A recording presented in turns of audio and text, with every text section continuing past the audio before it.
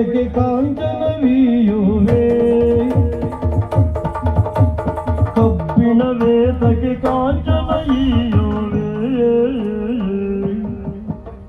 ಹಬ್ಬಿಸು ಸಖ್ಯದ ಸವಿಗಾಡ ಹಬ್ಬಿಸು ಸಖ್ಯದ ಸವಿಗಾಡ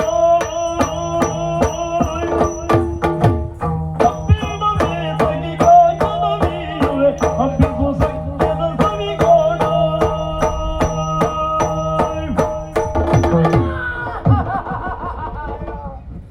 ನನ್ನನಿಬ್ಬಂದ್ರೆ ಏನು ಸಿಗ್ತದೆ?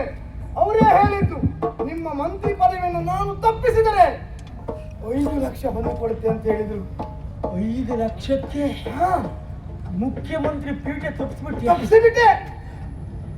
ಮಹಾರಾಜರಿಗೆ ವಿಚಾರವನ್ನ ಹೇಳಿ ನಿನ್ನನ್ನ ಮತ್ತವಳನ್ನ ಒಂದೇ ಕೋಣೆಗೆ ಹಾಕ್ತೇನೆ. ಅವ್ರು ಹೇಳಿದಕ್ಕೆ ನಾನು ಅಷ್ಟೇ ಮಾಡಿದ್ದೇನೆ. ಅದಲ್ಲಂದ್ರೆ 5 ಲಕ್ಷಕ್ಕೆ 5 ಲಕ್ಷ ನಾನೇ ಮುಖ್ಯಮಂತ್ರಿ ಆಗ್ತಾ ಇದ್ದೆ. ಇದ್ರೆ ನಿಮಗೆಲ್ಲ 10 ಕೋಟಿ ಕೊಡ್ತಿದ್ನಲ್ಲ. ಯಾಕೆ ನೀವು ಮೊದಲೇ ಸಿಗ್ಲಿಲ್ಲ? ನೀವು ಯಾಕೆ ಮೊದಲೇ ಬರ್ಲಿಲ್ಲ? ತಪ್ಪಾಯ್ತು, ನಮ್ದು ಲೆಕ್ಕಾಚಾರ ಮುಗಿಸಿ ಬರ್ತದೆ.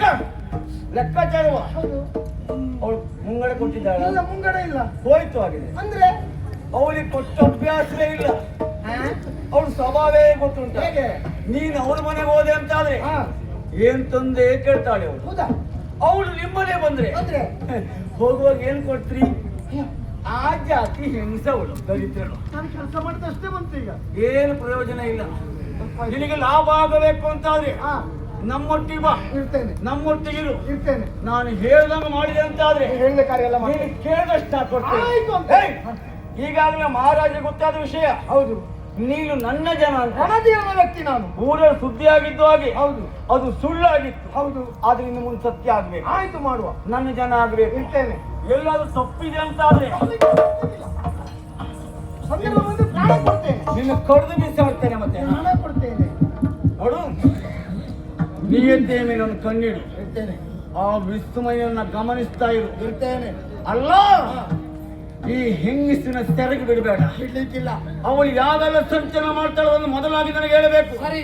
ತಪ್ಪಿದ್ರೆ ಸತ್ಯವೇ ನಮ್ಮ ತಾಯಿ ತಂದೆ. ಇಷ್ಟನ್ನು ಮಾಡಿದೆ ಅಂತಾದ್ರೆ ಆದರೆ ಯಾರಿಲ್ಲ, ಇಬ್ರೇ ಇರು. ಸದ್ಯದಲ್ಲಿ ನನಗೆ ಮಾಣಿಕ್ಯ ನಿಧಿ ಸಿಗ್ತದೆ. ಮಾಣಿಕ್ಯ ನಿಧಿ ಕೂಗು ಸಾಯ್ಬೇಡುವ. ಹಾಗೊಮ್ಮೆ ಸಿಕ್ಕಿದ ಮೇಲೆ ಅರ್ಧ ಅರ್ಧ ಅರ್ಧ ಅರ್ಧ ಅರ್ಧ